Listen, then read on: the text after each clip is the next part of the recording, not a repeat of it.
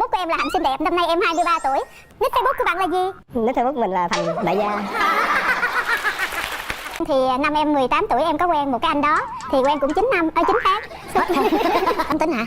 Dạ nóng nhưng mà cũng im đó chị. Nóng không có la làng chị. Hay ghen nữa hả?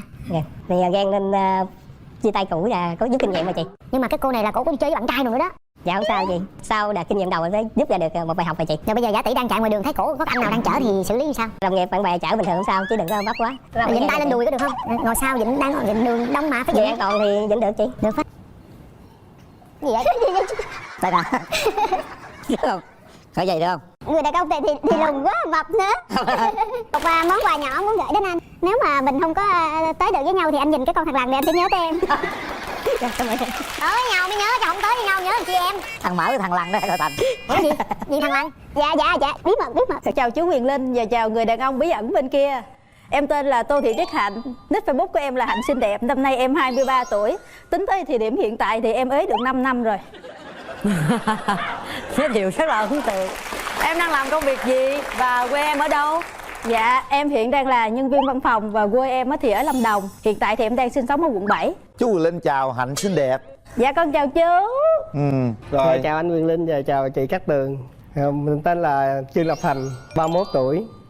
Mình ở quận 4 và đang làm kế toán công ty ở Sài Gòn luôn. Nick Facebook của bạn là gì? Nick Facebook mình là Thành đại gia. Quá dữ. Vậy là kiều nữ gặp đại gia rồi. Ôi chào, bữa nay Một Hạnh bên xinh đại đẹp gia, gặp một Thành bên đại xinh gia. đẹp. Chúc mừng hai bạn hạnh phúc. Ấn tượng đây. Rồi, bây giờ mình giới thiệu chút xíu về con đường tình trắc trở đi ha. Bạn trai giới thiệu đi chứ bên này là xinh đẹp nhưng mà ế 5 năm rồi. Dạ em cũng ế hơi 5 năm rồi chị. Gì kỳ vậy?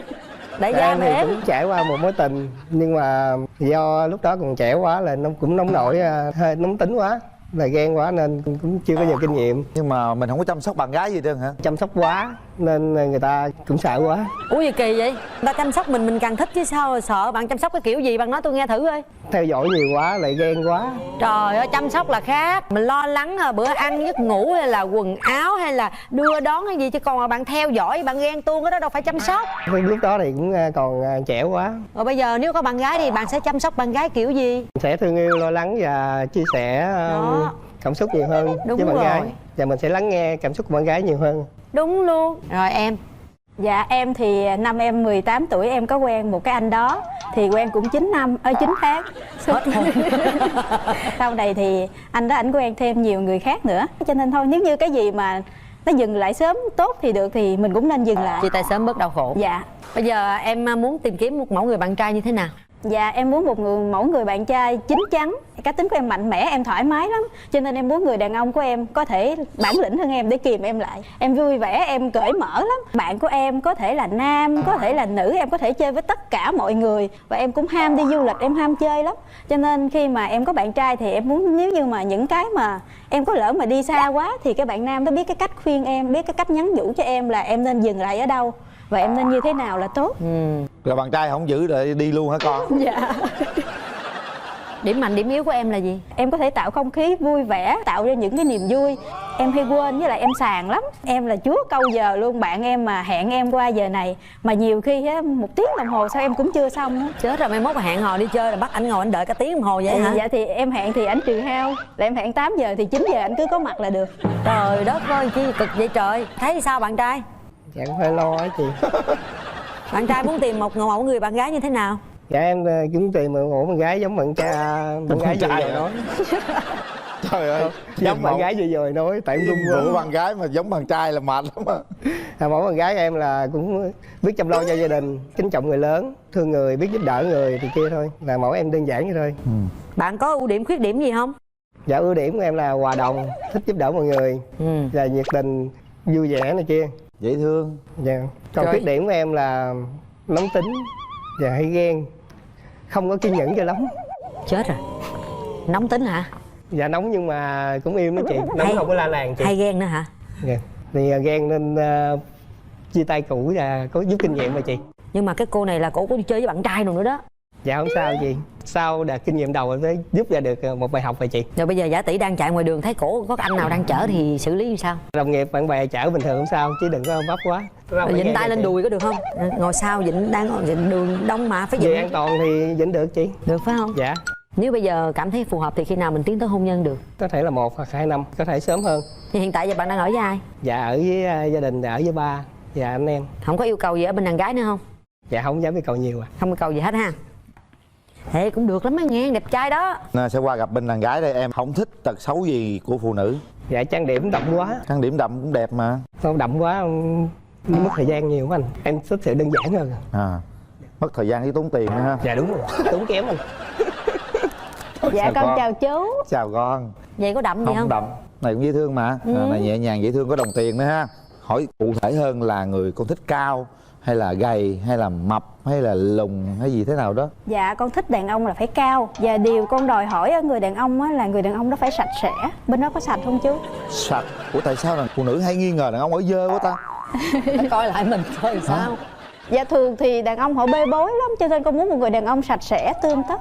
Cái chữ ở dơ là nó dơ lắm luôn á. Đây người đàn ông của con vậy nè chú biết ra. Gì vậy? Đây nè.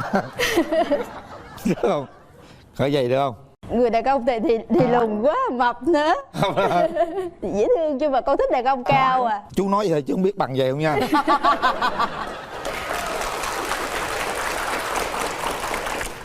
Thì nằm đây đi nha con. Em có đi với người thân không? Dạ có. Hôm nay em đi với ba em gái em và bạn thân nhất của em. Ồ. Rồi, Dạ con chào chú. Chào anh Quyền Linh, chào chị Cát Tường ạ. Dạ. Chú thấy anh này sao? Nếu nói về phong cách thì rất là tốt, coi như là ưu tú. Trước mắt thì nếu nói về cách nhìn chung chung thì chú này tôi rất là hài lòng. Rất hài lòng. Chú có yêu cầu gì nữa không? Tất cả cái cha mẹ trên thế gian này tôi nghĩ rằng ai cũng muốn cho con mình khôn lớn và có một cái mái ấm gia đình hạnh phúc. Nếu mà ví dụ khi mà đi đến thì tương lai thì phải có một trách nhiệm đối với gia đình, và đồng thời đó là có một cái đạo đức. Tại giống người tôi rất là còn thích cái đạo đức. Dạ xin hết. Dạ. Dạ. Có nói gì với Dạ con chào chú ạ.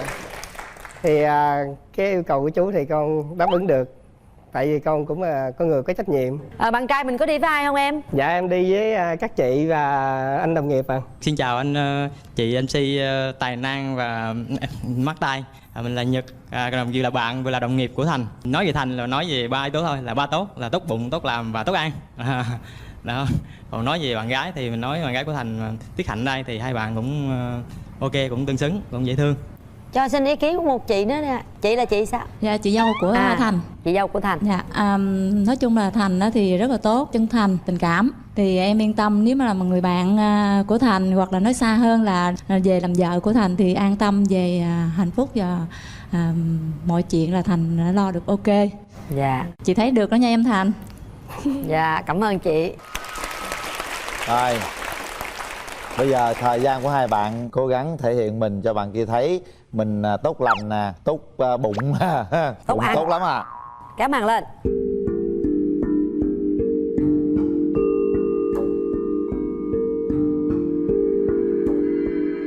Chào em. Dạ chào anh. Dạ trước với tiên là tặng em món quà. Để khi nếu không có anh thì có thể con nó đãi. Dạ em cảm ơn anh. Em cũng có một món quà nhỏ muốn gửi đến anh. Nếu mà mình không có tới được với nhau thì anh nhìn cái con thằng lằn này anh sẽ nhớ tới em. Dạ, cảm ơn em. Tới với nhau mới nhớ, chứ không tới với nhau nhớ làm chi em. Thằng Mỡ với thằng Lằn đó gọi Thành. Ủa gì? Gì thằng Lằn?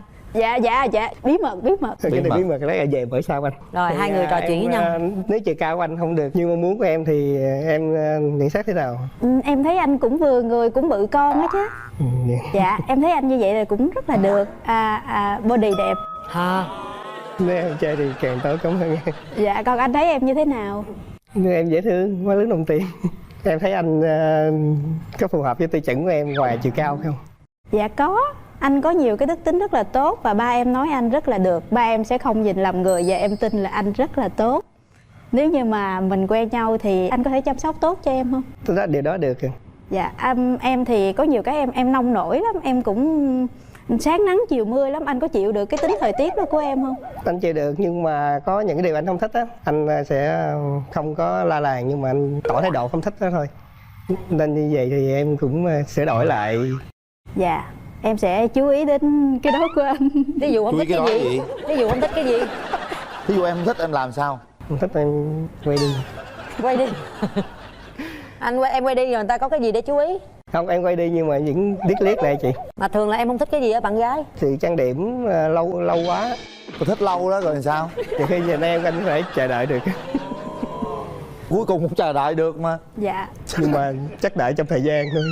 Chắc cũng phải khuyên thay đổi lại một tí. Em thì em thấy anh rất là gọn gàng tươm Trời tất. ơi. Nhưng mà em không biết ở nhà là anh có sạch sẽ như vậy không? Dĩ nhiên. Tình yêu là mờ mắt hơn về body gọn ghẽ. Bụng bự hơn tôi nữa. Đúng là tình yêu mờ mắt hết. Không, nhiều khi cái gu cô này cũng thích bụng bự thì sao? Có nhiều người thích bụng bự, ôm cho nó sướng. Anh thấy em cũng hợp với mỗi người, anh cũng đang tìm kiếm. Nên nếu mà mình đến được với nhau thì anh rất là vui. Dạ. Thì anh sẽ đem tới hạnh phúc cho em. Dạ. Em tiếp xúc với anh, em thấy anh cũng rất là dễ thương. Em cũng hy vọng là mình sẽ tới được với nhau. Hết thời gian. Bây giờ thì chúng ta phải suy nghĩ thật kỹ trước khi bấm nút. Chúng ta có 3 tiếng đếm để quyết định điều đó. 1 2 3. Hết thời gian.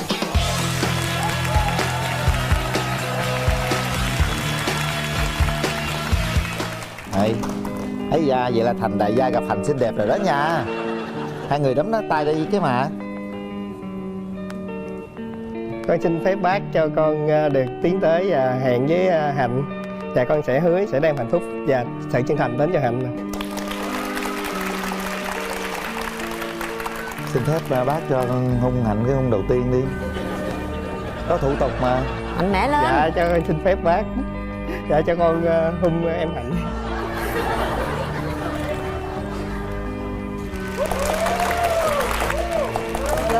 Biết đâu bên kia là chuyển lên Thủ Đức cũng được. Đúng rồi, ngân hàng Thủ Đức cũng nhiều mà. Rồi vậy là thấy ổn rồi đó. Em tên Nguyễn Màu Hường, sinh năm 1986. Em đến từ Đồng Tháp. Hường, màu Hường đó Dạ, hả? Màu Hường. Màu Hường á. Dạ. Mình làm việc gì Hường? Mình làm bảo vệ anh, ở Cần Duộc, Long An. Nhưng mà làm bảo vệ gì? Ngân hàng. Vậy là giữ tiền ngon à. Ngày nào cũng gặp tiền chứ mà mơ mà không được tiền. Mời nhà gái. Bên em có thích màu Hường không em? Dạ, em cũng thích ạ. Rồi cái anh đàn ông tên Hường em có thích không? Em cũng chưa biết. Cũng chưa biết hả? Thôi vậy mình giới thiệu cho mình đi. Dạ, em chào chị Hồng Vân và anh Huyền Linh và bạn Chánh Nam bên kia. Em tên là Mai Thủy Tiên. Em sinh 1985. Em làm công nhân thôi ạ. Làm ở Thủ Đức á. Thành phố Thủ Đức gần nhà Vân đó. Về Long An gần không Linh? Đúng rồi, gần. Rồi. Nhưng mà quê Tiên đâu Tiên? Quê em ở Sóc Trăng à. Huyện nào Tiên? Em ở huyện Cái Sách. Một người ở Sóc Trăng, một người ở Đồng Tháp. Vậy là cũng cùng miền Tây đó. Muốn về Sóc Trăng thì cũng phải đi qua gần, đi ngang Đồng Tháp đó. Đi qua Đồng Tháp. Bây giờ thì mình nói chút xíu ưu điểm khuyết điểm đi. Ưu điểm của em thì điểm mạnh là biết như nấu ăn. Còn điểm yếu của em thì cũng hơi nóng tính một tí. Nóng tính tí hả? Dạ. Nóng cỡ nào, nếu mà nóng quá em làm gì? Nóng quá tức la vậy thôi chứ không làm gì hết. Rồi, ưu điểm khuyết điểm nhà gái thế nào? Điểm mạnh của em là cũng thích nấu ăn. Em thì cũng hơi nóng tánh. Vậy đó hả? Dạ. Nóng rồi em làm cái gì? Dạ. Nhưng mà nóng thì cũng nhanh nguội lắm. Dạ. Xé đồ xé đạc hay đập đồ đập đạc không? Không, nóng lên thì chỉ nói thôi chứ không có đập. Cũng la thôi đúng không? Dạ. Trời, hai đứa này nóng lên la sùm. Hai bên la mạnh ai nấy la. Rồi có biết nhậu nhẹt gì không? Không, em không thích mấy cái đó. Rồi có thích bạn trai nhậu không? Em cũng không thích. Không thích luôn? Nhậu ít thôi thì được chứ nhậu nhiều em cũng không thích. Vậy là hợp gơ rồi đó, em cũng nhậu ít thôi. Em có cái tật xấu là sáng ngủ dậy hay nướng lắm. Ngủ nướng thôi, kệ ai cũng nướng hết, nhất là mùa dịch nướng quá nướng rồi chị nướng ghét luôn. Sáng ngủ dậy là hơi nằm nướng tí mới dậy nổi. Bây giờ thì mình nói chút xíu đường tình duyên của mình đi Hường. Thì em cũng gãy đổ một lần rồi anh. Gãy đổ một lần. Gãy đổ một lần mà chưa có con. Bao nhiêu năm? Cũng hơn năm anh. Lý do gì mà gãy đổ vậy Hường? Tại vì cũng hai người nóng tính đó chị, giờ không có nhai nhường ai nên không kìm, nếu như là hai người không nhường ai rồi thôi thấy không có hợp á. Đó. Nên ngưng luôn. Cái đó là nguy hiểm đó. Dạ. Bạn Mai Thủy Tiên bên kia cũng hơi nóng tính nên chúc mình thỏa thuận cái vụ này nha. Dạ. Rồi bên đây là có gia đình rồi. Em thì cũng đổ vỡ một lần. Mà em có một bé trai ở với ông bà nội á, năm nay cũng 14 tuổi rồi chị. Em chia tay được 12 năm mấy rồi. Trời đất ơi. Trời đất ơi, rồi ở không tới giờ này luôn. Ôi, lý do làm sao mà chia tay vậy cưng? Nói chung thì chồng em thì tánh gia trưởng á, rồi cũng hay cọc cằn lắm, cũng nhậu nhiều nữa. Rồi nói chung mỗi lần nhậu về thì nói qua nói lại thì bị đánh. Nói qua nói lại thì bị đánh. Nhiều lần xảy ra chuyện này chuyện kia rồi em nhịn hết nổi rồi em thôi. Hường có nhậu không Hường? Nhậu ít lắm anh, khoảng chừng 2 lon 3 lon là xỉn rồi. Vậy thôi nha. Dạ. Bây giờ hai bên cũng đã độ vợ, cũng đã hiểu được làm sao để giữ trọn vẹn cái hôn nhân tiếp theo rồi. Em bây giờ nếu mà đã một lần như vậy rồi á, thì em mong muốn cái người đàn ông của em sẽ như thế nào? Em cũng mong muốn là tìm được một người biết chăm lo cho gia đình, biết thương vợ thương con, cũng hòa đồng với mọi người một chút. Ước muốn của em đơn giản vậy đó. Mai Thủy Tiên. Dạ. Chào em gái, xinh đẹp ha. Dạ. Hường á, ở Cần Duộc ở với ai? Em ở tại ngân hàng luôn anh. Ban ngày làm 2 người, buổi tối thì ngủ cũng 2 người luôn. 2 người là trai hay gái? Trai không anh? 2 bảo vệ không á. Ở tại ngân hàng luôn. Cái người kia bạn gái ổng lên đây làm gì, đúng không Hương? Đúng rồi. Nếu mà gái bảo vệ vậy ai đâu cho vô là làm. Nhưng mà em có đồng ý về Cần Duộc không? Ủa anh Cần Duộc là ở đâu em? Trời ơi, Cần Duộc Long An. sát bên thành phố nè. Quốc lộ 50 đi xuống chút xíu tới Cần Duộc rồi, tức là ngay Nguyễn Văn Linh á, quận 7 á. Đi xuống chút xíu tới Cần Duộc rồi. Được không? Thì cũng coi sao đúng không? Để Nếu mà bên Tiên ngoại có công ty rồi làm được, nếu em mới được em chuyển gia cũng được. Đó, thấy chưa? Biết đâu bên kia là chuyển lên Thủ Đức cũng được. Đúng rồi, ngân hàng Thủ Đức cũng nhiều mà. Rồi, vậy là thấy ổn rồi đó. Thường mong muốn cái người Thường muốn con tìm gái một sao? nửa yêu thương của mình như thế nào Hường? Nói chung là y như ý của bạn bên đó vậy đó. Biết chăm lo cho gia đình rồi. Em cũng không yêu cầu gì, tại vì nếu chủ yếu là tính tình mà thấy nó phù hợp với mà biết sống nhau là được rồi. Còn ví dụ mà xấu hay đẹp chuyện đó em cũng không cần thiết đâu. Anh thấy cô gái bên kia rất là xinh đó, là thấy ngoại hình là anh chấm rồi đó. Nếu Duy Linh chấm là chắc em cũng chấm luôn rồi. Đó, anh chấm rồi đó nha. Còn nhà gái coi đàn trai sao nè. Chào em, coi như là về hình dáng nè, về khuôn mặt là thấy là bên nhà gái chấm rồi đó nha. Dạ. Giữa gia đình với bạn bè thì em sẽ là bên nào nặng hơn? Có lẽ em ưu tiên bên gia đình hơn á, tại vì nhậu nó không có được gì hết. Đó, vậy là bạn nói rõ ràng. Được, thấy hai người được đó, hợp, rất là xứng đó nha. Rồi bây giờ thì mình sẽ xem ý kiến người thân thế nào. Mình xin chào chương trình Bạn Muốn Hẹn Hò. Mình là chị của Tiên, mình tên Phượng. Mình nghe Tiên đăng ký chương trình Bạn Muốn Hẹn Hò và được đi ghi hình. Mình rất là mừng vì em của mình tìm được một người thương. Mình có đôi lời gửi tới bạn trai bên kia là nếu có thương em mình thì phải thương cho thật lòng, lo lắng cho em mình và biết quan tâm tới em mình. Và đặc biệt là phải chung thủy, vì em của mình là một mẫu người lo cho gia đình và rất là hiền, ít nói và biết quan tâm tới người khác.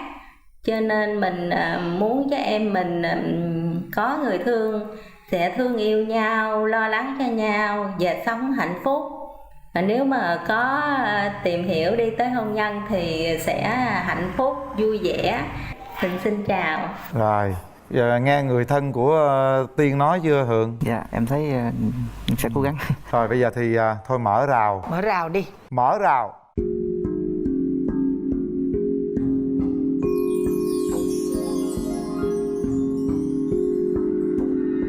Tăng qua đi cưng. Rồi, tiến tới nào. Lớn tuổi hơn kêu em. Không sao đâu. Trời ơi, mình đàn ông mà. Em món quà tặng. Dạ, cảm ơn. Nhìn trẻ trung quá trời đất, đâu có nghĩ là 85 đâu. Nếu cầm nhận thì... Hả? Sao? Ok đó chị. Nói đi, nói cái cảm xúc của mình đi. Mở rào ra nhìn Thủy Tiên có mất hồn không? Đẹp, xinh. Thấy không? Tiên có giống như là gốc người Khmer không? Họ Mai, thường họ Mai là gốc người Khmer không? Tôi họ Mai, tôi đâu có Khmer gì đâu nè. Em dân tộc Kinh, không cùng có họ giống Linh. Trời ơi, sao tôi hàng chứ nó nói cái họ này quen lắm mà tôi không biết là tôi quen ai họ Mai, thì ra là ông Mai Quyền Linh. Trời ơi, giờ mới nhảy ra hả chị? Ông không phải là Quyền đâu nha, ông là Huyền á, Hắc á. Dạ. Em là Hường với ông là Huyền á. Tiên thấy sao? Thấy Hường sao nè? Có Hường không? Dạ em thấy cũng được ạ. Nói chung em cũng thích màu hường. Nhưng mà tên Hường thì chắc cũng được. Một tên Hường là đúng là trọn vẹn trăm luôn chứ. Ủa mà bên gia đình anh được mấy anh em? 5 chị em gái. Còn nhà Tiên gia đình được mấy người? Gia đình em cũng 8 chị em lận. Tiên thứ mấy? Em thứ 5. Vậy là cùng thứ ở đây cũng thứ 5 luôn. 5 10. 10 điểm. Hết chảy luôn. Nào luôn. 5 10 quýnh và cào là hết chảy luôn. Chung giờ hôm nay mà lên đây thì gặp Tiên thì anh cũng có cái cảm nhận là thích Tiên, nên mình cho nhau cơ hội đi, cái gì mình tìm hiểu rồi được thì mình tiến tới. Được, đúng rồi đó. Giờ là được là tới luôn thôi, tới luôn. Giờ mình lớn hết rồi nhưng mà chậm quá thì nó cũng nó mất hay nhanh, chứ sau này mình sẽ rút kinh nghiệm như thế này. Ví dụ như Tiên nóng lên thì anh sẽ dịu lại, còn nếu anh có nóng lên nữa thì cái Tiên dịu lại là mọi chuyện nó sắp xếp sau. Chia ra chị nói em nghe nè, 2, 4, 6, 3, 5, 7 đúng không? Hường nóng á là Tiên xách xe đi ra ngoài, rồi rơi vào ngày 3, 5, 7 á là Hường phải xách xe đi ra ngoài. Đó, vậy cho khỏe. Chủ này khó rồi nha. Nếu mà 3, 5, 7 nóng nhiều á thì lấy nước tạt vô cho nguội lên. Có đủ chiêu mà. Tiên thấy sao? Nói với Hường đi. Sao Tiên? Lớn rồi mình cứ nói thẳng đi, có gì đâu ngại, phải như chưa có trải qua thì ngại. Thấy nói chuyện ở đây thì thấy anh thì cũng được, nhưng mà em đâu biết là mai mốt như thế nào đâu. Nói chung ra thì anh nói nó sự thật là vậy mà, mình lớn mình đâu có thể thay đổi những cái đó được. Thay đổi đó thì mình ghi hình như vậy thì coi như con người nó không coi ra gì sao. Nếu mà anh ví dụ như có gian thì anh nói anh không nóng tính thì nó sẽ mọi cái nó phù hợp hơn. Nhưng bây giờ mình nói như vậy thì nó trao đổi hơn để mình hiểu nhau hơn. Ủa mà anh lấy vợ được mấy năm mà thôi? Hơn 1 năm. Rồi hai vợ chồng đi làm hay là ở với ba? Đúng rồi, hai chồng đi làm, cũng làm ở trên Sài Gòn. Nếu mà tìm hiểu nhau được thì các bạn có nghĩ cái chuyện là chúng ta gọi là sống thử trước hôn nhân không? Nếu mà quen thì tìm hiểu, nếu được thì tiến tới, chứ sống thử trước em không thích. Hường thấy sao? Chấp nhận anh. Đó, mình lớn rồi mình cứ thoải mái nói chuyện đi. Hường là thấy giống như trúng tên rồi, cho nên bây giờ cái gì cũng chấp nhận hết trơn á. Bây giờ Hường có thể đứng lên hát tặng cho Thủy Tiên một bài. Đúng. Kệ nó, thoải mái đi. Tôi nghe anh. Tuổi đời chẳng đến có gót mòn đai lô buông, đèn đêm bóng mờ nhạt nhòa, ôm lắng tâm tư đi vào di vắng. Đường tình không chung lối, mang nói tiếc cho nhau. Được không? Cũng buồn á, buồn thiệt, giọng rất buồn luôn. Ba cái nhạc đó nhạc buồn không à. Cái đó khi nào mà gặp nhau hát nghe nó mới ngủ được, chứ còn cái này nghe cái hát rồi nó không có may mắn. Tiên biết hát không, hát cho anh nghe đoạn đi. Nói chung em biết hát mà hôm nay em bị tắt tiếng. Thì lúc mở rào ra thì anh thấy Tiên thì anh thích, rất là thích, xinh đẹp. Ai cũng có lỡ một chuyến đò rồi, nên cũng mong Tiên là giờ mình cho nhau cơ hội đi, mình tìm hiểu đi. Nếu được thì mình tính tới hôn nhân luôn, không được thì coi như mình như là bạn bè mình đến đây mình biết thêm một người bạn thôi. Rồi, ok, chúng ta để tay vào nút bấm thôi. Đây có phải là một nửa mảnh ghép của mình hay không? Nếu đồng ý bấm nút. Nếu chúng ta cảm giác trái tim mình không rung động, không cần bấm, để nút bấm đó cho nhiều người khác. 1, 2, 3. Hết thời gian. Rồi, Tiên không bấm. Tiên không bấm hả? Sao vậy Tiên? Dạ. Em thấy có gì nó lợn cợn trong lòng không? Nói chung là em thấy em không có rung động gì trái tim. Còn có lẽ rằng em Hường hơi là cũng ngại ngùng đúng không? Cũng ít có chia sẻ đó, thành ra là ở Thủy Tiên là chưa hiểu nhiều lắm. Chứ cũng mới lên đây là lần đầu tiên giống như là mình ghi hình đó, nên nó rung. Đúng chứ rồi. mọi chuyện nó rối, nó không biết nói gì hết. Lý do là tôi thấy người nào cũng tốt thiệt. Dạ dạ. Trời đẹp trai dữ. Trai chứ. Đâu đứng lên dòm tướng tá rồi, bắt giò bắt cẳng hơn ngon lành quá vậy ta. Em chào chị Cát Tường, em chào anh Quyền Linh, chào quý vị khán giả. Em tên là Nguyễn Thị Hạnh Nhi, em đến từ quê hương Long An. Dạ. Rồi mình đợi bạn nam của mình nha. Xin mời bạn trai.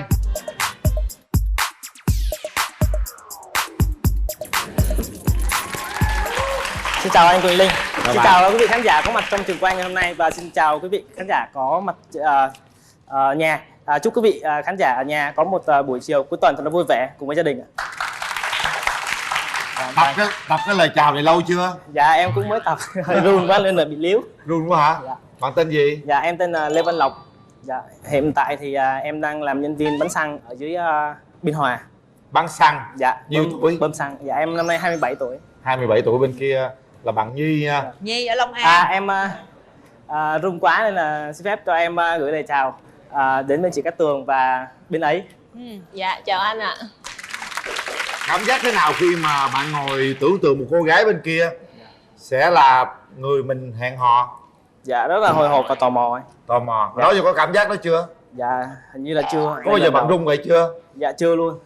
Bạn đã trải qua mấy mối tình rồi? Dạ, em trải qua 3 mối tình. 3 mối tình mà giờ còn run. Nhưng mà cái cảm giác nó run là run sao? Dạ. Run vì hồi hộp chờ người kia hay là lo sợ nhút nhát trước khán giả? Tim đập rất là nhanh và hồi hộp được gặp bạn nữ.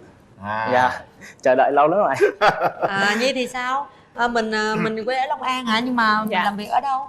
Dạ, em làm ở quê luôn chị. Làm ở quê luôn? Dạ. Là hôm nay lên đây để tham gia chương trình này thôi? Dạ đúng rồi. Vậy hả? Nhi giới thiệu một chút xíu về mình, về tính cách của mình. Bạn bè nhận xét em là một người hiền. Ưu điểm của mình rồi khuyết điểm của mình là gì? Ưu điểm của em là mọi người nhận xét là khuôn mặt của em thì nó không xinh nhưng mà được cái có cái đồng tiền dễ thương. Dạ. Xưa giờ mình có nhiều mối tình chưa? Mối tình trước đây thì nghĩa là người ta thích em mà em không thích. Cái xưa giờ bạn có bạn trai chưa? Dạ chưa. Chưa? Dạ chưa. Trước đây á em là một người khá lãng mạn. Hồi nhỏ thì hay xem Lọ Lem và Hoàng Tử thì em tưởng tượng là một ngày Hoàng Tử sẽ đến. Thì em cứ chờ tới 27 năm thì chưa có, cho nên hôm nay em đến đây để tìm. Chờ đâu mà 27 năm, không lẽ mới sinh ra là chờ Hoàng Tử tới rồi. Thì mình đã có khi nào mình có hẹn hò nắm tay rồi đi chơi đồ này kia gì chưa? Dạ chưa chị. Chưa một lần nào hết? Dạ chưa. Nhưng mà thật sự là tại sao bạn đến với chương trình, bạn muốn hẹn hò? Cái môi trường làm việc của mình không tự mình tìm kiếm được hay sao? Tại sao bạn đến với chương trình? Dạ, trong công ty của em thì cũng có nhiều anh, nhưng mà những anh mà cao hơn em á thì lớn tuổi hơn em thì đã có gia đình hết rồi. Với lại hồi đầu năm em có đi xem bói thì thầy bói có nói với em là tình duyên của em là phải qua mai mối. Em nghĩa là tin lời thầy bói phải không? Mai mối mới thành đúng không? Dạ. Bạn muốn người bạn trai của mình là người như thế nào? Mẫu người bạn trai lý tưởng của em á là cao to, cao trên 1m7, cao hơn em, lớn tuổi hơn em. Bạn trai bên kia cao nhiêu vậy bạn? Bên đây cao lắm luôn á. Đáp ứng được không? Em thì 1m67, cũng tương đối. Có gia trưởng không? Dạ không, em là con trai lớn trong gia đình. Cái yêu cầu của bạn tìm người yêu như thế nào? Dạ em rất là đơn giản. Em không cầu kỳ về chiều cao, em chỉ cần là bạn nữ ngoại hình không mập quá, không ốm quá, vừa thôi. Vừa thôi. Dạ. Em cũng khá dễ tính trong cái vấn đề mà ngoại hình. Và cái quan trọng nhất đó là cái em muốn tìm một người phụ nữ biết chia sẻ, biết làm công việc nội trợ, biết khôn khéo, đối nhân xử thế là được. Nhưng lý do tại sao lúc trước các mối tình khác lại chia tay? Dạ em cũng yêu đơn phương một mối tình, và một mối tình nữa là do không hợp về nhiều mặt nên là chia tay. Rồi, mà bây giờ nếu như bạn nữ lớn tuổi hơn mình xíu mà bạn có ngại gì không? Dạ cũng không, tại vì trước đây em cũng tập lái máy bay rồi. Được một thời gian ngắn. Dạ mối tình thứ ba của em là hơn em 1 tuổi, quen được 3 tháng thì gia đình phản đối là vì em nhỏ tuổi hơn. Rồi có ai đi theo ủng hộ mình không? Dạ có. Dạ dì của em, dì đang ngồi dưới. Dạ chào dì. Dì ơi, ở nhà mình là mình có hối thúc bạn Nhi lập gia đình chưa hả dì? Có, tại thấy lớn tuổi rồi mà từ đó giờ nó chưa có bạn. Nó thôi giờ lớn rồi thôi mở lòng đi, coi nếu mà thấy được thì tiến tới, chứ cũng lớn rồi. Thấy anh bên này sao? Dạ, thấy đẹp, đẹp hơn Nhi. Đẹp có duyên hả? Dạ được rồi, cảm ơn. Còn bạn có người thân không? Dạ có, em đến đây là có sự cổ vũ của nguyên một fan là member trong group của em. Em một group nào? Dạ em ngoài công việc bán xăng thì em là admin của một group xe Black Biên Hòa. Vậy dạ. Em là trong vai trò leader của group đó. Thì lúc tụi em thì hoạt động theo hướng là làm công tác xã hội, tức là làm từ thiện và nhiều chương trình khác như là hiến máu và tặng quà cho những người cơ nhỡ, người nghèo. Đâu nhóm các bạn đâu đưa tay lên? Dạ. Wow, đông quá vậy. Nhóm trẻ trung thế này mà không lẽ không tìm được người bạn? Dạ nói chung là em ở trong group của em có rất là nhiều em nữ. Thì thực ra em tiêu chuẩn rất là dễ, nhưng mà em Nói dễ thì cũng là dễ, nhưng mà em có một số cái khó ở trong. Ví dụ như em gặp bạn nữ đó và em thấy một cái điểm gì đó mà không thuộc trong cái gu của mình, giống như là ví dụ như thấy bạn đó hơi vô duyên tí, giống như là em chở bạn đi mà trong rạp chiếu phim thì thường là anh thấy là ai cũng để bắp nước lại rạp chiếu phim mà không ai chịu mang về, thì em thì là sẽ cầm hết những cái đó của mình bỏ vào sọt rác. Thì những bạn nữ mà em nhắc bạn em cầm về nhưng mà bạn không cầm và bạn cứ vậy đi về thì em sẽ có một cái gì đó nó không tốt, mà từ đó là còn nhiều cái nữa thì em sẽ gọi là rút. Trong nhóm bạn hình như không ai tốt hết hả? Dạ có nhiều cái. Anh nếu mà quen mà mem trong lúc lỡ mà không hợp người chia tay nhau thì lúc em bị mất đi một mem. Đó, thí dụ đó là một lý do có thể chính đáng. Hồi nãy bạn nói lý do là tôi thấy nếu người nào không tốt thì dạ Trời ơi, đẹp trai dữ. trai chứ. Cảm ơn chị. Đâu đứng lên dòm tướng tá rồi bắt giò bắt cẳng hơn, ngon lành quá vậy ta. Mà hơi lùn hơn cô bên này. Cô bên này cao lắm. Dạ không sao, em khắc phục được chị cao. Một cách nào? Em đi giày cao hơn, và nói chung là em đi với bạn nữ mà cao hơn em cũng không vấn đề gì. Có ngại ngùng gì không? Dạ không. Bắt ghê. Anh ơi em thích đi giày cao lắm á. Tại vì tôi thấy mấy cô trong nhóm của bạn cũng xinh quá trời luôn hả? Dạ. Sao bạn phải đến với chương trình để Dạ, giờ em mai chính mốt? vì xinh nên em sợ quen lắm. Vậy là giờ em không cần kiếm bạn gái xinh. Dạ bình thường cũng được, nhưng mà quan trọng là tính cách, tính nét. Chị thích em rồi đó. Dạ em cũng thích người phụ nữ có nước đồng tiền. Trời ơi, bên đây có luôn nè. Nước đồng tiền. Rồi ngồi xuống đi bạn. Rất là hoạt bát, nói chuyện ứng xử rất là nhanh, rất là dễ thương. Giống Sao em mẫu có bạch mồ mã hôi dữ hoàng vậy? tử. Giống mẫu bạch mã hoàng tử của em không chị? Chào em. Dạ. Về đi bắn xăng phụ ảnh được không? Sao em có mồ hôi dữ vậy Nhi? Tại em nóng quá chị. Đây sao ai nóng chân mình em nóng? Chắc tại em hồi hộp. Đúng rồi, do cái sức nóng của anh chàng bên đây nè. Dạ chắc Lan tới đây á. Đúng Anh rồi, anh Lan hot đó lắm đó. mà thấy Nguyên Vàng đi theo thì làm biết anh hot cỡ nào rồi. Giờ hỏi vào bên đây được không? Chúng ta sẽ có 2 phút để gặp mặt. Kéo màn lên. Chưa, từ từ. Nôn dữ vậy. Dạ. Gì vậy? 2 phút bắt đầu. Rồi chào em. Dạ. Trước tiên anh xin tặng em một đóa hoa, đó là lời Dạ. lời chào. Dạ em cảm ơn anh. Anh rất là đẹp Có giống trai. bạch mã không? Dạ giống rồi. Thiếu con ngựa trắng nữa. Anh đi xe màu trắng. Dạ vậy được rồi đó anh. Quan điểm thẳng thắn về tình yêu của em là gì? Quan trọng nhất là gì? Quan trọng nhất là sự chung thủy. Em có thích màu tím không? Dạ cũng thích. Anh cũng thích, đặc biệt thích nhất là màu tím, và cũng thích cái quan điểm trong tình yêu của anh sự chung thủy. Dạ. Nếu như anh chơi với club mà thời gian dành cho club nhiều hơn dành cho em thì em nghĩ sao? Vậy thì em sẽ gia nhập group của anh. Cảm ơn em. Anh thích đi phượt. Dạ Anh hỏi em cũng có rất thích đi thích đi phượt không? phượt. Dạ thích ạ. Ví dụ như buổi sáng có thể đi khoảng 200 cây, đi về trong ngày là tổng cộng là 400 cây, em có đi được không? Dạ thì em chỉ ngồi sau thôi mà em đâu có chở đâu. Cảm nhận về tình yêu thế nào? Cảm nhận về người đối diện thế nào? Dạ sau giây phút hồi nãy thì em đỡ hồi hộp và gặp được bạn nữ thì nói chung là mất đi sự hộp và kèm theo đó là sự vui mừng một phần. Cảm ơn anh. Còn em Nhi thấy có thỏa mong ước 27 năm chờ đợi không? Dạ cũng có rồi ạ. Anh sau chương trình anh cũng hy vọng là anh em mình giật cặp vé xem phim của chương trình. Dạ. Hết thời gian.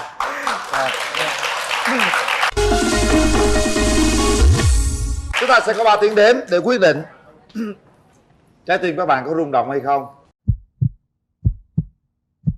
1 2 và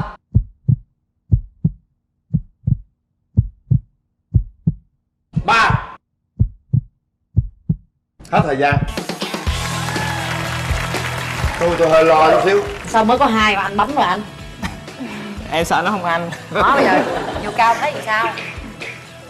Sao bạn bỏ guốc ra thử các bạn. Cao dữ vậy trời. Chết rồi. Sao mà mình ăn gian được mà. Dạ. Không vấn đề gì đâu đúng không? Dạ.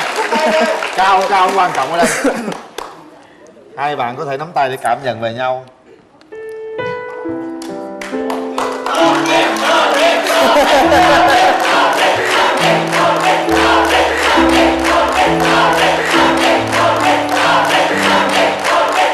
Em làm sao chứ cổ nóng trong người, cổ đổ mồ hôi. Đây ai không ai đổ mồ hôi, có mình cổ đổ à. Em cũng đang hồi hộp.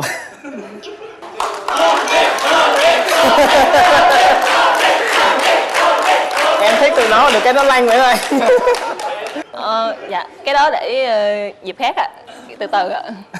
Em thích cái gì nó cũng phải có từng bước ạ. Từ từ đúng không em? Từ từ Dạ, phải nó đúng mới rồi. nhừ đúng không? Dạ. Tặng vé xem phim đi.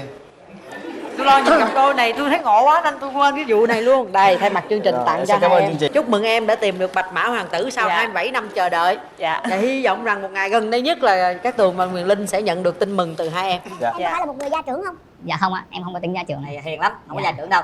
Anh thấy mặt rất là dễ thương, phúc hậu, rất là hiền nữa. Em không thích gì điều gì ở bạn gái? Dạ em nếu mà điểm không thích ở bạn gái thì thứ nhất là em chỉ ghét hai sự tính là giả dối và phản bội. Giả dối, phản bội. Dạ. Để em qua bên kia coi có giả dối, phản bội không. Dạ. Trong tình yêu thì không chấp nhận được. Chào em. Rồi, xin chào bạn. Mời bạn nữ giới thiệu về mình. Con chào chú Quyền Linh, con chào cô Cát Tường, chào quý vị khán giả. Con tên là Dương Cẩm Giang, năm nay con 24 tuổi. Sinh ra và lớn lên ở Đồng Tháp nhưng hiện tại gia đình con đã chuyển lên thành phố Hồ Chí Minh sinh sống hết rồi. Mình đang làm công việc gì? Dạ trước đây á, thì con làm thư ký nghiệp vụ cho một văn phòng Từ Phát Lại. Cuối năm 2016 á, thì con bận học đại học. Hay là con dừng công tác tại văn phòng Từ Phát Lại. Cùng lúc đó thì do em họ lại bận thi y nữa nên thôi quyết định là dừng công tác và đi học và dạy cho em trai. Thì cuối tháng 7 này thì em trai đã thi xong và con đã nhận việc làm thư ký cho một công ty bất động sản. Tóm lại là hiện nay đang làm thư ký cho một công ty bất động sản. Dạ. Rồi, mời bạn nam. Em xin chào anh Quyền Linh, chị Cát Tường và bạn chơi và toàn thể quý vị khán giả đang có mặt trong chương trình Bạn Muốn Hẹn Hò ngày hôm nay ạ. Em xin giới thiệu, em tên là Trần Quang Minh. Em hiện tại đang làm trợ lý quân nhu tại Trung đoàn 935 sân bay Biên Hòa. Đang làm gì em? Trợ lý quân nhu ạ. Quân nhu hả? Dạ vâng. Là sao em? Là về trợ lý quân nhu là công việc của em là liên quan đến ăn uống và ăn mặc ạ. Ồ, cái này ngon rồi nha. Dạ. Tức là theo dõi về chuyện ăn uống hậu cần này kia ha. Dạ đúng rồi ạ. Quần áo này kia ha. Dạ đúng ạ. Bạn bao nhiêu tuổi? Quê ở đâu? Dạ năm nay em 26 tuổi. Em sinh ra và lớn lên ở thành phố Biên Hòa. Hiện nay cũng đang làm việc ở Biên Hòa luôn đúng dạ không? Vâng ạ. Rồi. Vậy là thuận tiện rồi, làm gần nhà rồi ha. Dạ vâng ạ. Ủa, em nãy em nói em đang làm ở công ty ở đâu? Thành phố Hồ Chí Minh đúng không? Dạ. Rồi. Điểm mạnh, điểm yếu của em là gì? Trước tiên thì em kể về điểm yếu em trước. Rồi nói lớn lên cho anh nghe. Em thì hay mất ướt. Ví dụ như anh trai mà nói nặng một xíu là tự nhiên cái nước mắt chảy thôi mà không biết chảy vì sao. Chà, chết à. Với lại là em hơi hiền lành, hiền quá nên dễ bị ức hiếp.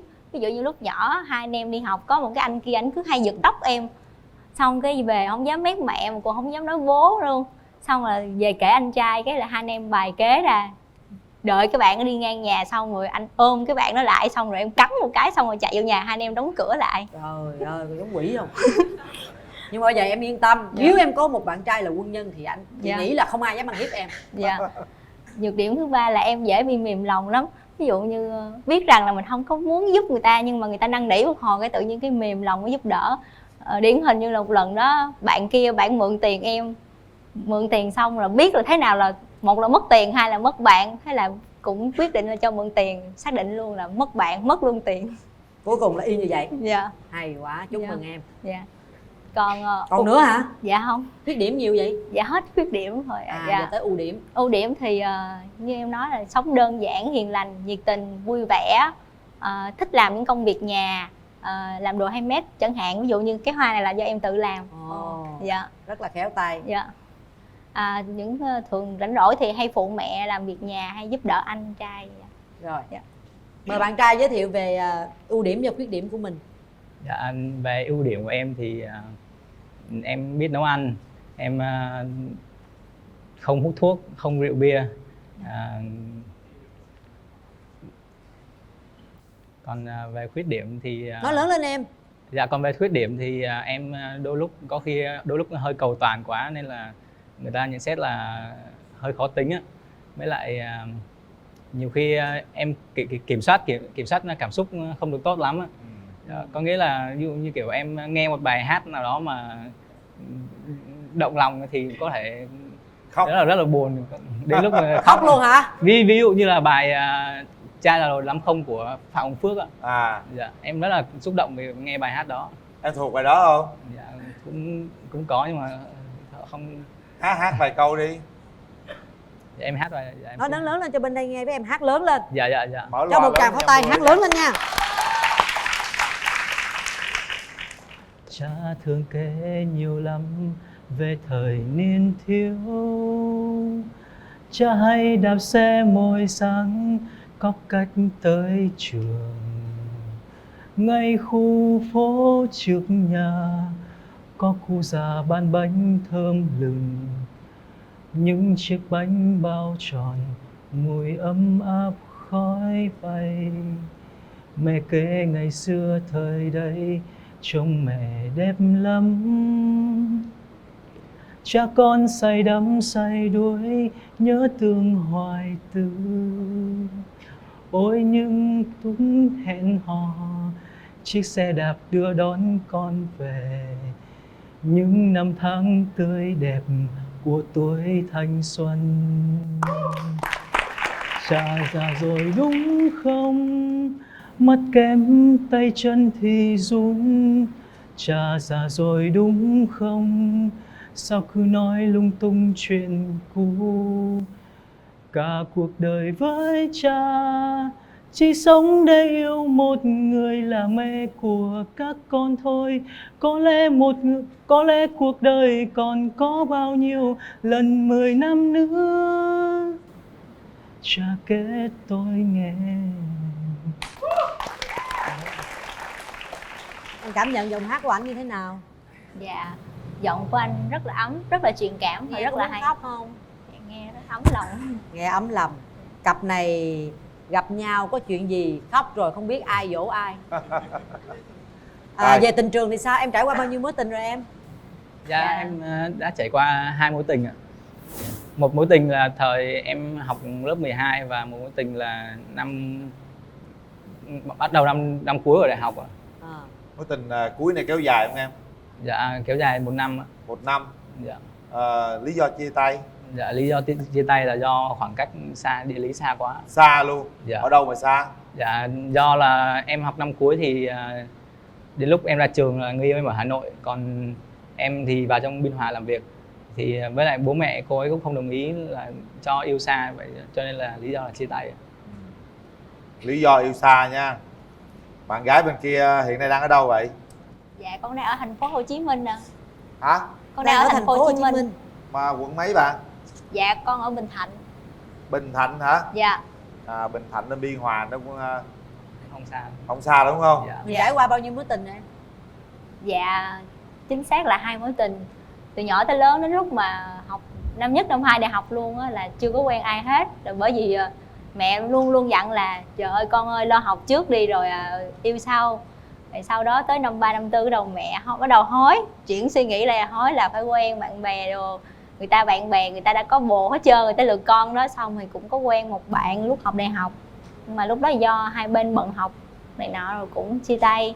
Rồi bạn sau thì do bạn không có định hướng rõ ràng trong tương lai, bạn cũng không có định hướng là bạn ở lại hay là bạn về quê, nên rồi cuối cùng cũng chia tay luôn. Dạ.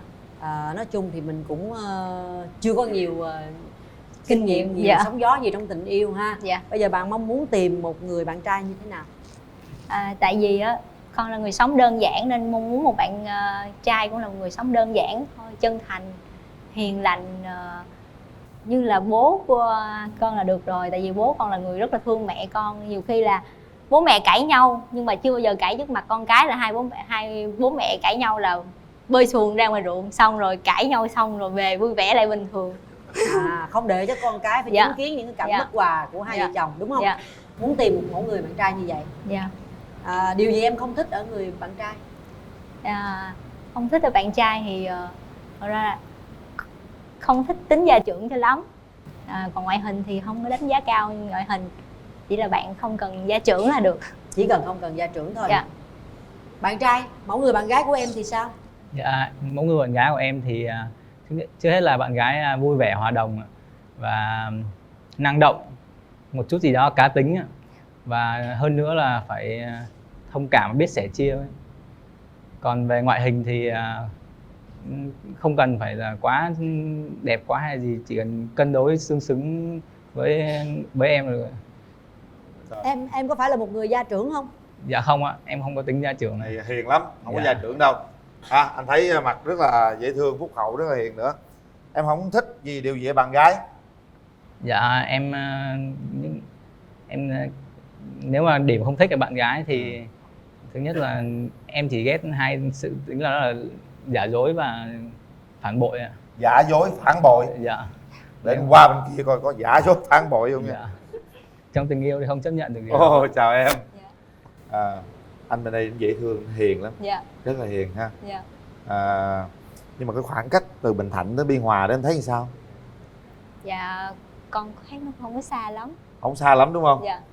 Nếu mà sau này mà hai bên xác định thì con có thể chuyển về công tác Biên Hòa cũng được. Ồ, hay quá. Lấy quân nhân á thì cũng phải chịu hy sinh một số vấn đề gia đình Cá nhân. thí dụ như là thời gian nè, sự chăm sóc nè. Bạn nghĩ sao? Thấy sao?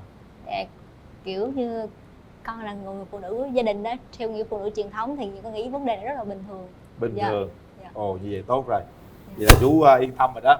Chứ đàn trai đẹp trai rồi nha. Có không? Phải không?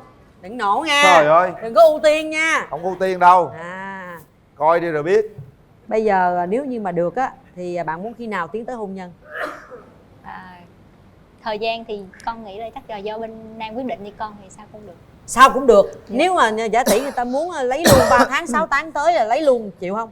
Chắc nghĩ là chắc mẹ gả luôn. Mẹ gả luôn? Dạ. Ủa vậy hả? Dạ. Vậy mẹ có dặn dò gì nữa không? Dạ không. Em nghe quân nhân là em có sợ bị ăn hiếp hay có ngại gì không, hay là thích? Dạ, cảm thấy rất là ngưỡng mộ những cái anh quân nhân, tại vì họ có một cái nề nếp kỷ cương rất là rõ ràng. Chính xác. Dạ. Nên là nhiều khi thấy đi ngoài đường thấy những anh quân nhân rất là ngưỡng mộ. Hèn Hy chi. vọng được một ngày nào đó được gặp anh chụp một tấm hình ké cũng được. Lát nữa em chụp hết mấy anh này luôn.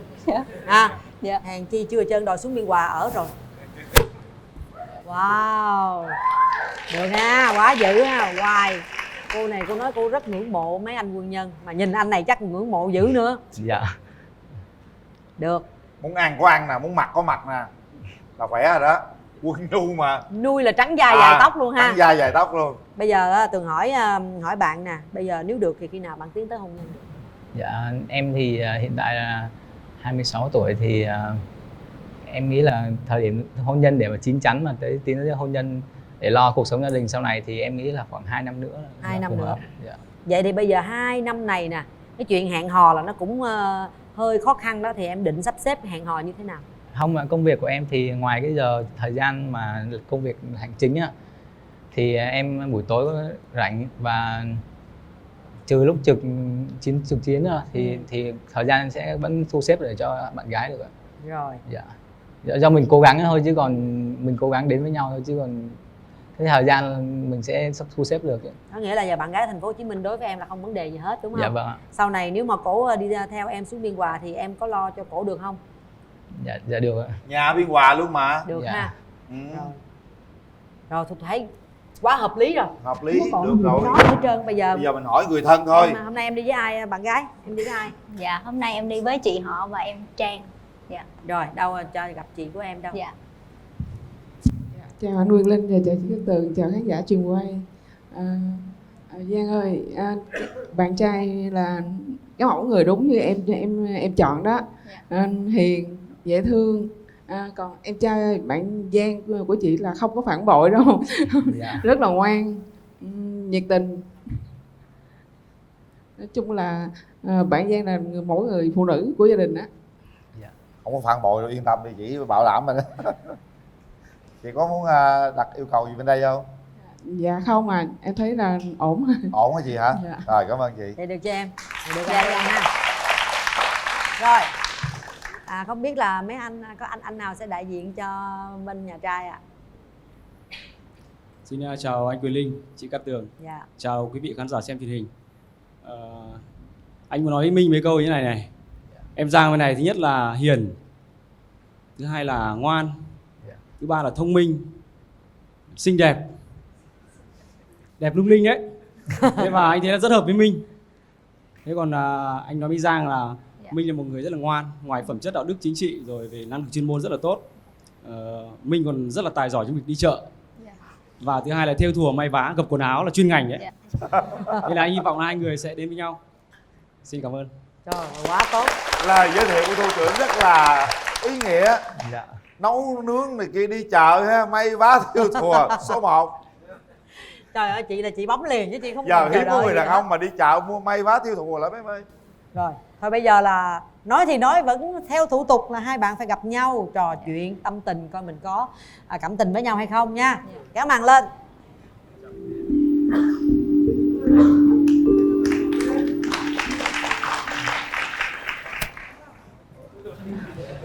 Xíu quên rồi.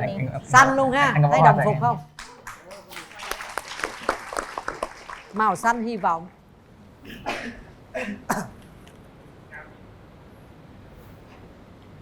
Rồi, chúng ta có khoảng không gian riêng đó. Các bạn cứ thoải mái đi nha. Anh muốn hỏi bây giờ là hiện tại cảm xúc của em nào khi nhìn thấy anh? Dạ, cảm thấy rất là hồi hộp. Dạ. Lần đầu tiên được gặp một anh quân nhân rất là đẹp. Ủa em có like gì không? Sao thấy mặt em like phải không? Dạ. Like là sao gì? Thấy đẹp mà kiểu đẹp giống ở nước ngoài á, hơi. Dạ không ạ. Bố mẹ em là người Việt hết rồi. Dạ. Người Việt mặt rất là đẹp trai. Khen giùm thôi. Rồi tiếp đi bạn, tâm sự. Mấy anh phòng không anh nào cũng đẹp trai chứ. Gia đình anh ngồi có anh nào cũng đẹp chứ. đông anh em không ạ? Gia đình anh có 4 người. Dạ. Bố mẹ anh với lại anh và một em trai nữa. Dạ. Đang học lớp 12. Dạ. Nhà em thì hơn nhà anh một xíu. Nhà em có 5 người, bố mẹ em, anh trai hơn em 2 tuổi. Em và một cô em gái đang học lớp 7 luôn. Dạ. Dạ. Bây giờ em sở thích của em là bây giờ em thích đi xem phim, uống trà sữa như ba cô gái khác không? Dạ. Thỉnh thoảng thôi anh, thường thì rảnh thì em ở nhà đọc sách, thêu, em thích thêu, nấu ăn, làm bánh. Dạ. Em thêu tranh cũng không đến nỗi xấu lắm. Dạ. Em không có câu hỏi gì với anh à? Dạ. Lần đầu tiên anh gặp em, anh cảm thấy thế nào? Thì nãy như lời của anh Cường nói thì em rất là hiền, ngoan, nhỏ nhắn, xinh xắn. Thì anh thì chỉ biết cảm nhận đầu tiên của anh chỉ là như thế thôi, chứ còn sau tìm hiểu thì nó sẽ khác. Anh mong muốn có một mẫu bạn gái như thế nào? Nãy thì anh có nói đó, thì về ngoại hình thì nó cũng tương đối là tương xứng. Về tính cách thì phải qua tìm hiểu, qua trò chuyện lâu ngày thì mới biết được, đúng không? Còn bây giờ thì ấn tượng ban đầu nó là như thế thôi. Còn về lâu về dài thì mình phải tìm hiểu nhau thêm, đúng không em? Miễn là đừng có phản bội là được. Dạ. Tương lai thế nào các bạn thử định hướng của tương lai. Đúng Nếu rồi. như hai người lấy nhau chúng ta sẽ làm gì, ở đâu, làm gì và phát triển kinh tế như thế nào? Anh trước. Anh cái câu này hơi xa quá. Không, mình cứ thử tính thôi sao? Dạ thì bây giờ tương lai xa thì nếu mà chúng ta đến với nhau thì em có đồng ý về Biên Hòa hay không? Dạ. Khi nãy em cũng có nói là nếu như mà chúng ta xác định đó, thì em có thể chuyển công tác về Biên Hòa công tác. Dạ. Vấn đề con cái sao em? Trai gái gì đó mình thỏa thuận nhau luôn đi, ai thích trai thích gái gì đó. Cổ về Biên Hòa thì cổ ở đâu em? Thì ở nhà em. Nói với cổ. Dạ. Dạ. Còn vấn đề về con cái thì không quan trọng con trai hay gái, con nào cũng là con hết. Dạ. Nên là cứ đẻ ra là con mình, là mình yêu thương thôi. Còn anh không quan trọng trai gái, cũng không gia trưởng gì hết. Dạ. Kinh tế, quản lý kinh tế như thế nào? Nếu mà quản lý kinh tế thì lương của em như lương quân nhân thì mọi người cũng biết chỉ có lương không thôi, còn sẽ lo cho người vợ quán xuyến. Còn em chỉ lo tập trung vào công việc và chăm sóc gia đình nữa. Bây giờ kế hoạch hẹn hò trong thời gian sắp tới để mà chờ mà tới tìm hiểu và tới hôn nhân thì còn một cái đoạn đường cũng dài đó. Đoạn đường đó em định hẹn hò lập kế hoạch ra sao? kế hoạch phải thì những lúc thời gian rảnh thì có thể lên Sài Gòn đưa bạn gái đi chơi xem phim. Em hỏi cổ thử coi là bây giờ cổ nhõng nhẽo lắm á, cổ hay mít ướt hay khóc nữa. Rồi bây giờ bao lâu thì em thăm cổ được một lần, rồi cổ rảnh cái giờ nào, có trùng khớp cái thời gian với em không? Em trao đổi với cổ coi. Em thứ bảy nhật em có rảnh. Thường em làm từ thứ hai thứ bảy từ 8:30 đến 5:30, còn những các buổi tối thì em đều rảnh, thứ bảy chủ nhật rảnh. Chỉ có thứ ba với thứ năm em đi học tiếng Trung thôi. Vậy thì cơ bản thời gian là Dạ. trùng với thời gian rảnh của anh. Dạ. Nếu mà có gì thì chúng ta sẽ hẹn hò. Dạ. Em có bài hát nào đó tỏ tình với cô gái không? Nãy vừa hát xong giờ lại hát nữa. Hát tỏ tình đi. Hai người kiếm bài hát chung được không? Có không? Dạ con hát dở lắm. Nếu anh nói anh yêu em gì đó. Thôi em sẽ hát bài Ánh Nắng Của Anh của Rồi. Đức Phúc. Dạ. Em có thể đứng lên, hai người đứng lên để nhìn thẳng mắt nhau trong lúc Dạ. hát đó. Nào, đứng sát vào nhau. Từ bao lâu nay anh cứ mãi cô đơn bơ vơ, bao lâu rồi ai đâu hay. Ngày cứ thế trôi qua miên man, riêng anh một mình nơi đây. Những phút giây trôi qua tầm tay, chờ một ai đó đến bên anh, lắng nghe những tâm tư này. Là tia nắng ấm, là em đến bên anh cho vơi đi ưu phiền ngày hôm qua. Nhẹ nhàng xóa đi bao mây đen vây quanh cuộc đời nơi anh. Phút giây anh mong đến tình yêu ấy. Giờ đây là em, người anh mơ ước bao đêm. Sẽ luôn thật gần bên em, sẽ luôn là vòng tay ấm em, sẽ luôn là người yêu em, cùng em đi đến chân trời.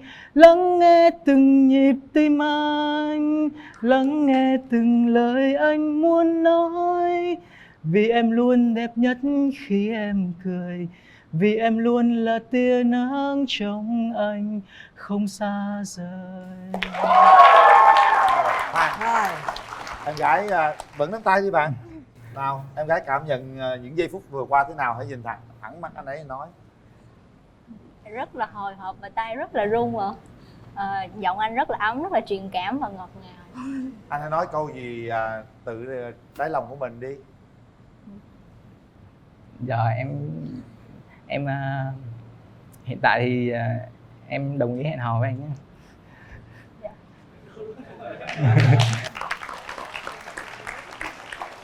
Rồi, hết thời gian. Mời các bạn về vị trí. Đến giờ phút quyết định rồi nhá. Để tay vào nút bấm đi các bạn. Đây. Màu xanh quân nhân. Lãng mạn quá. Đẹp trai, hát hay, nấu ăn giỏi, giặt giũ, thêu thùa, may vá. Tôi chỉ nói nhiêu đó thôi, không nói gì thêm. Mấy anh chú ý là ở cơ quan mình có anh nào đó cỡ Cát Tường nhớ liên hệ với chúng tôi nha. Lo vụ này đi, lo vụ này đi. Suy nghĩ thật kỹ, quyết định. Sau 3 tiếng đếm chúng ta sẽ quyết định. Sếp em á, sếp Quân Nhu á, có đây không? Hỏi khó chưa? Tập trung vô chuyên môn đồng chí. 1 2 3. Hết thời gian. Mời hai bạn. Đây. Mặt của em. Rồi, nắm tay nhau đi các bạn. Thật sự nãy khi mà hai bạn cầm tay hát đó thì anh thấy một cái không gian lãng mạn về tình yêu. Phải nói lúc đó tin chắc rằng ở trên mạng nhiều người bắn tim cho các bạn lắm ha. Cặp đôi này đẹp đấy, đẹp, rất là lãng mạn, rất đẹp. Và anh nghĩ rằng là đây là cơ hội mà chúng ta có thể tiến xa hơn, cố gắng tìm hiểu nhau nha. Những chiếc vé xem phim của hệ thống Cinebox 212 lý chiến thắng là của các bạn. Quà tặng mà Viettel dành cho hai bạn đó là mỗi người một chiếc điện thoại kết nối 4G trị giá 2,2 triệu, có cài sẵn ứng dụng Mocha. Khi sử dụng ứng dụng Mocha các bạn có thể gọi điện, chat và đặc biệt là xem phim nghe nhạc cùng nhau, rất là thú vị. Hai bạn nhớ phải liên lạc với nhau nha. Nào hôn nhau cái nhân ngày gặp mặt đi. Dạ thôi. Hôn đi. Hôn đi. Thế hôn đi. Đó.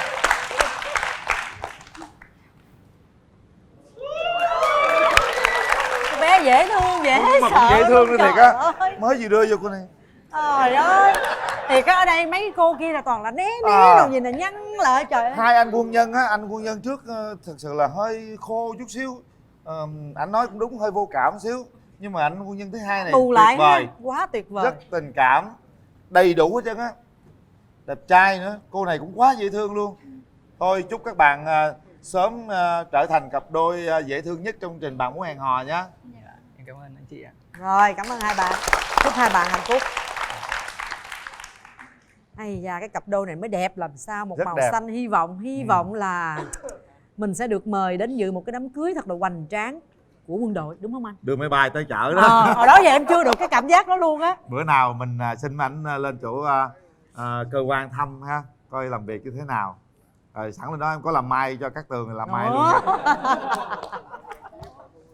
Thưa quý vị, như vậy là ngày hôm nay ông Mai bà Mối đã hoàn thành xuất sắc nhiệm vụ của mình, mai mối cho hai cặp đôi rất là đặc biệt và hy vọng là họ sẽ sớm báo tin mừng cho chúng tôi. Đây là một trong những số đặc biệt có sự tham gia của các cán bộ chiến sĩ quân nhân chuyên nghiệp đang công tác trong quân đội nhân dân Việt Nam. Thành ra là các bạn cũng nên chú ý ở quân đội thì cũng có rất nhiều anh đẹp trai giống như anh nãy ha.